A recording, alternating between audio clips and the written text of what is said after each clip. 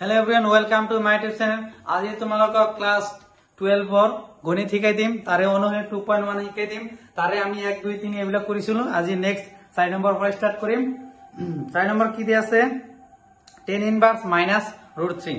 অনুহে 2.1 2.1 কি দি আছে 4 number question tan inverse কিমান দি আছে minus √3 তো এটা ধৰি লব লাগিব যে ধৰা হল y equal let ধৰা হল y equal কি tan inverse minus √3 তো tan inverse ইফালে নিলে কি হ'ব tan y equal কিমান হ'ব minus √3 তো কথাটো মনত আছে না যদি ইয়াত tan থাকে tan এর মান টেবুলত যাম আৰু sin থাকিলে sin cos থাকিলে cos তো tan কিমান ডিগ্রি মান √3 tan 60 ডিগ্রি মান মনত আছে না তো 60 ডিগ্রি হলে কি মান হয় π/3 ঠিক আছে তো tan of y equal কিমান মাইনাস এর ভিতর কমাই দিয়া tan of minus π/3 ঠিক আছে পজ করছি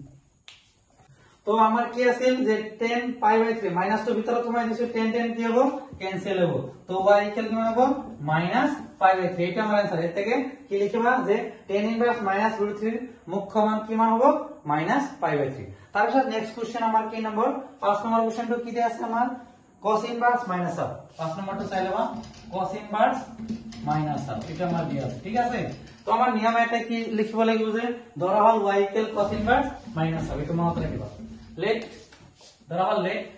y equal cos inverse minus half তো ইনভার্স ইফালে নিলে কি হবে cos y equal কি মান হবে minus half ঠিক আছে তো cos y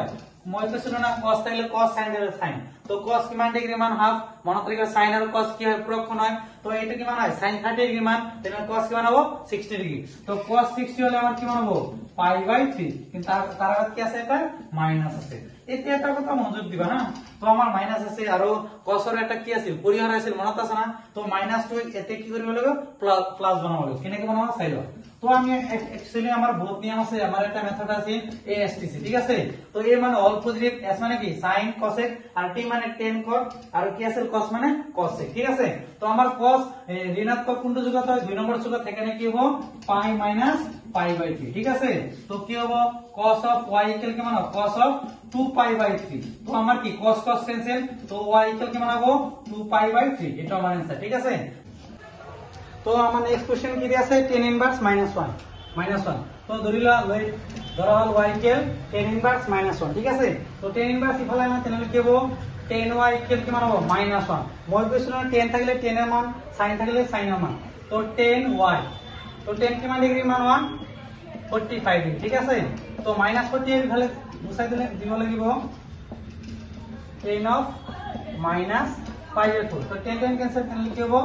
y ইকুয়াল -π/4 ঠিক আছে তো বাকি ভিডিও নেক্সট ভিডিওতে পাই যাব